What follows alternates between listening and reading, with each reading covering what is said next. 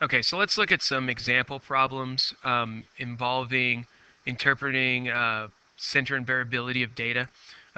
So this example here, they're looking at um, with, if you have one preschool child, if you have a family, they found that the number of hours of childcare per week um, the mean was approximately 36, and the standard deviation was approximately 12. Now we don't know what this actually looks like, so what we need to use is Chebyshev's model.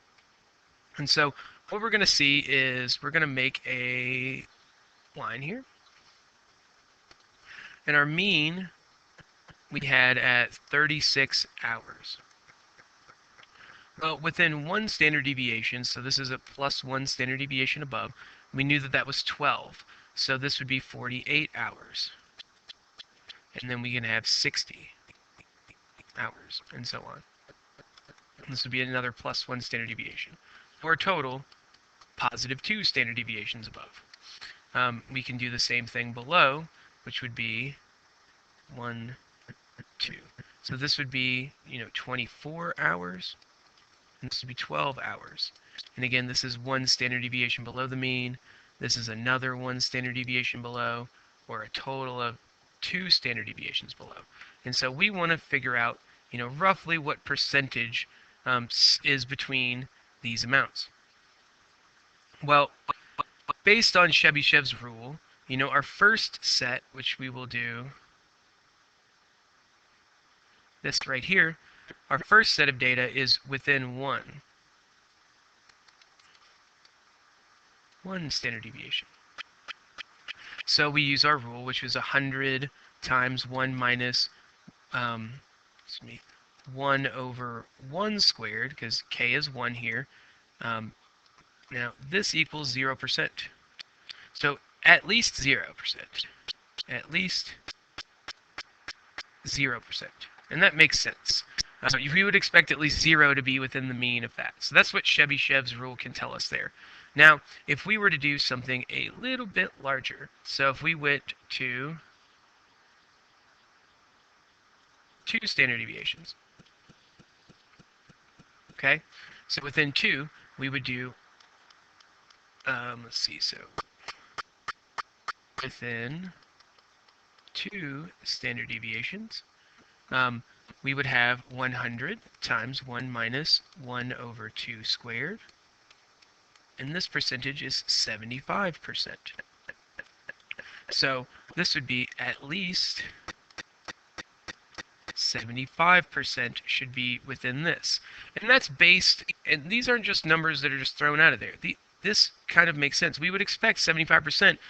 I mean, the mean is going to be the average of all of the data. So you would expect a lot of the data to be around the average. The further away you get in both directions, you should be encompassing more and more of that data. You would expect more to come across that. Again, the main thing with Chebyshev's is you're looking at least this percentage. So this would be a way that you would kind of interpret that. At least 75% of one family or one preschool child households spend between 12 hours and 60 hours, at least 75% of them between 12 and 60 at daycare a week. At least that much. Now let's see. So we've looked at, let's look at a different example. So, so this is the heights, the measurement heights of mothers. So the mean and standard deviation. So we're looking at where this comes from. So this data here, we have a mean of about 62.5 inches. And we have a standard deviation of about 2.3. So seems like the average height of mothers is, about 5'2 to 5'3, and we're averaging, we're going between 2.3 inches and above. Okay, so let's look at this in comparison to Chebyshev's and the empirical rule. So our empirical rule we'll do right here, and then we'll have Chebyshev. So this is approximately, and this is at least. Okay? Well, for within 1 standard deviation, our empirical rule says that we could expect approximately 68% of data. So that's not too far off. It's not exactly right, but it's pretty close. Again, you'll see the following said quite a lot. The data distribution was described as approximately normal. It's not always perfectly normal, but approximately really helps us give an idea of how the data is going to be. And this is the case for most. Most things you will see will be considered approximately normal. Now, Chebyshev guarantees at least 0%, just like in our last problem. It guarantees at least 0% will be within that. So these are both correct. This one is not too far off. It's approximately right. And 0%, at least 0%, is true, right? We got 72%. Now, if we go down one line, our next within 2 standard deviations, our empirical rule says that we should expect 95 or approximately 95% of our data to work there. Again, very, very close because this is supposed to be approximately normal. So we see that about 95% is there. For Chebyshev's rule, that said, like in our last problem, that about 75% should be there. Well, at least 75% is there. Like we're still good. Both of these rules still hold. But obviously, the empirical rule is better because we know that this distribution is very close to normal. Within 3 standard deviations, we were expecting 99.7%. And we are very, very close to that now because we've got 99.2. Chebyshev's rule guarantees that we get about 89% of our data, at least 89% of our data within 3, which again, we still are good there. One of the last things we wanted to look at was how to calculate z-scores. So we have 2 people who are graduating. One's a marketing major, one's an accounting major. The accounting major gets an offer for $45,000 per year. And the marketing student has an offer for $43,000 per year. So we want to know, how is that much different than the average person in for the whole distribution of all accounting majors? Well, if we look at the accounting major, their mean is up here in standard deviation. So the mean is 46,000. So what we'd first do is we look at our observation. Our observation is that we were offered 45.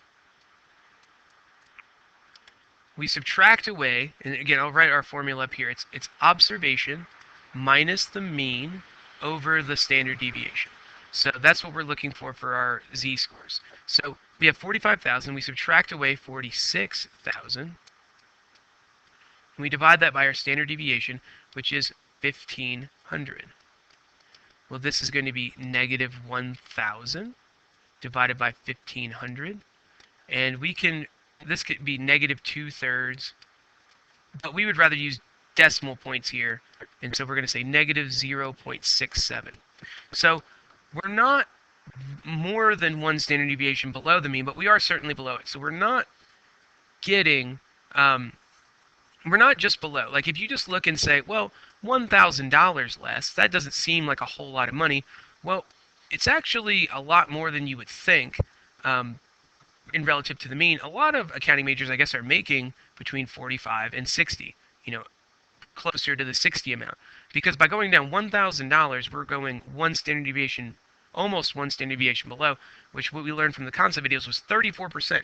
So we're quite a bit down. I would expect this, without looking at the data right off the top of my head, to be somewhere between the 30 and 40th percentiles. So there's a lot of people making more money than us right off the bat. Now, if we look at our marketing major,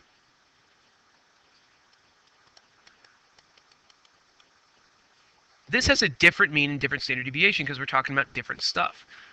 So our marketing major is getting offered 43,000, but the mean for a marketing major is 42.5, and the standard deviation is 1,000. So we take 43,000, which is our observation. We take away our mean, which is 42,500, and we divide that by our standard deviation of 1,000.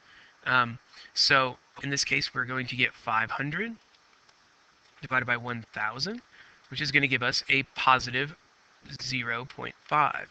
So we're half of a standard deviation above the mean. So we are well over 50%. We're probably teetering towards the, somewhere between 60 and 75% percentile here. We'll find out and exactly figure out what the percentile is based on the z-score later, if everything is approximately normal. But this is the way we find this data, is we do our observation minus the mean over the standard deviation. So this represents the number of standard deviations above the mean, and in this case, because it's negative, the number of standard deviations below the mean.